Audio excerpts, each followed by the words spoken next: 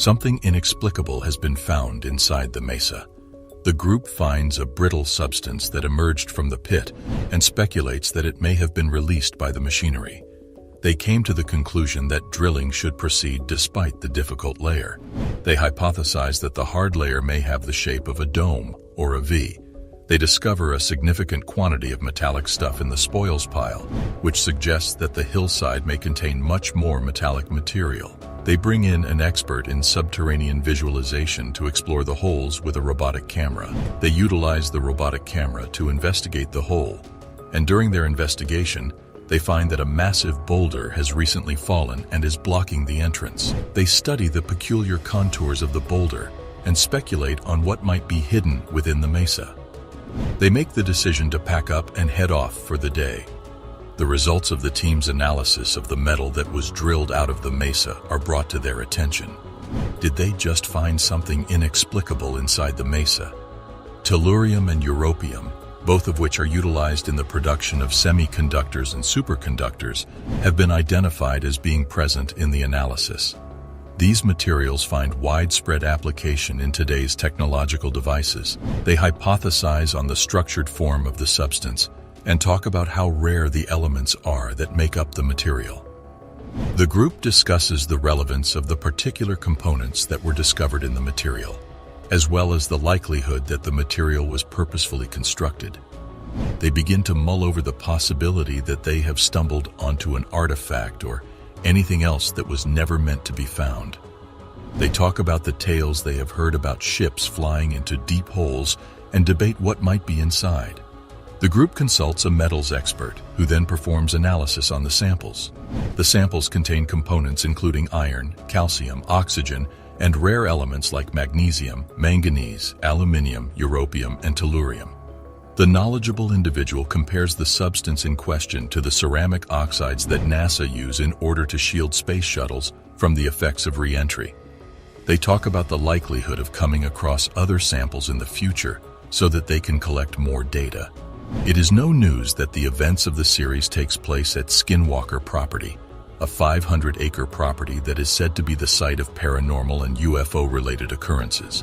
The series follows a group of investigators and skeptics as they look into the allegations of these events. The owner of the ranch, Brandon Fugel, and an aerospace engineer by the name of Travis S. Taylor are both part of the team.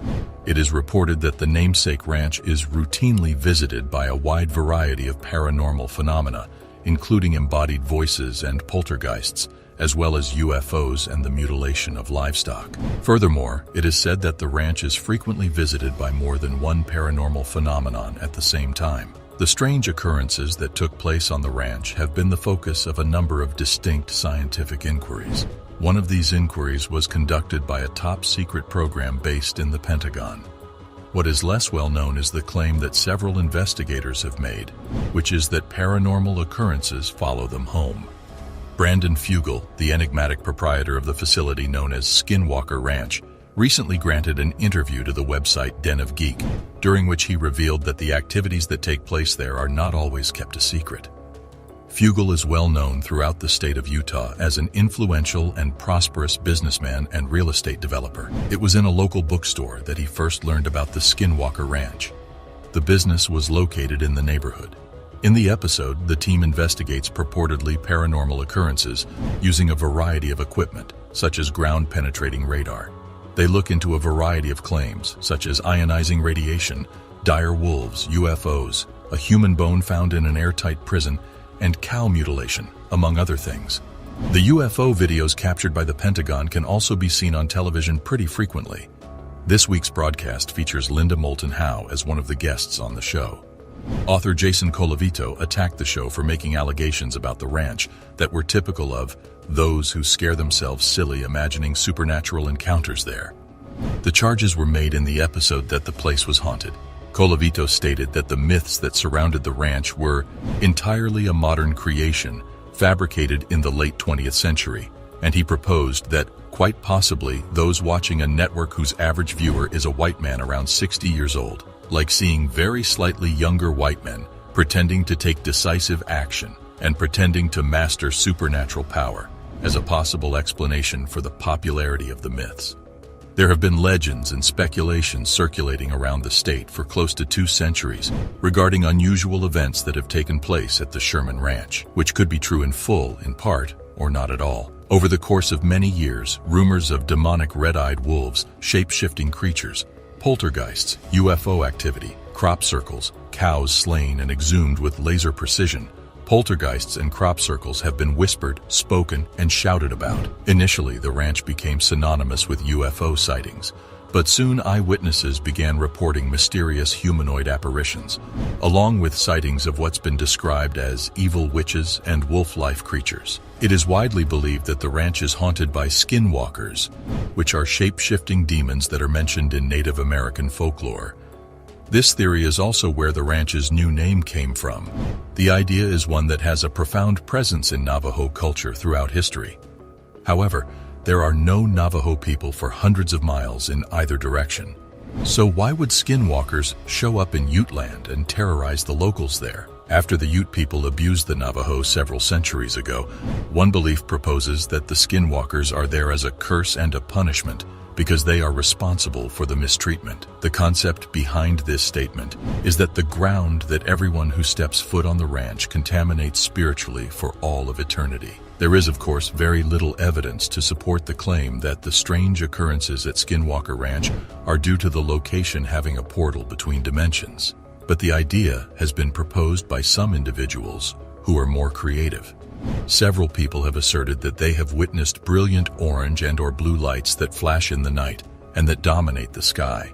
It is believed that each one lasts around 10 seconds and may be seen from a height of about 1,000 feet. The key tenet of this hypothesis is that strange organisms and spaceships enter and exit the system through various connecting points, through and into a different universe or reality parallel to our own.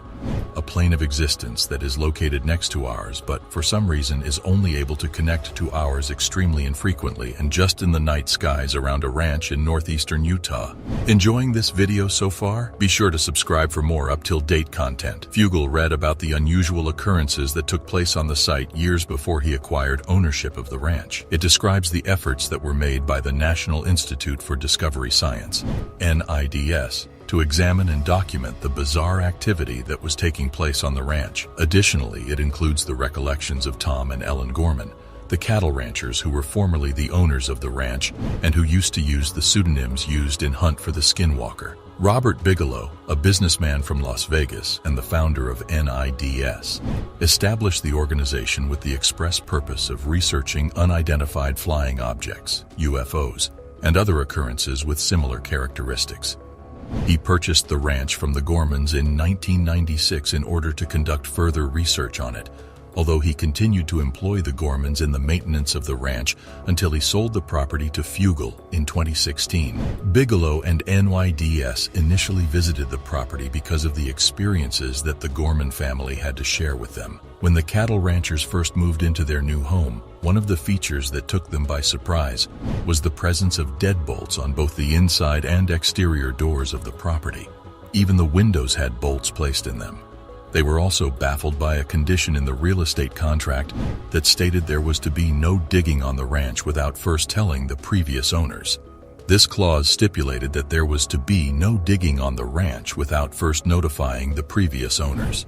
After the Gorman family had moved into their new house and established a routine, they began to notice some weird occurrences, including the mutilation of several livestock and the sighting of a large wolf that had previously killed a calf and then vanished without leaving any tracks. They saw big black things floating in the air above the ranch, orange formations in the sky that gave the impression that they were transporting passing objects to another realm, and blue orbs that were responsible for the deaths of 3 dogs. Shocking discoveries on Strange Island.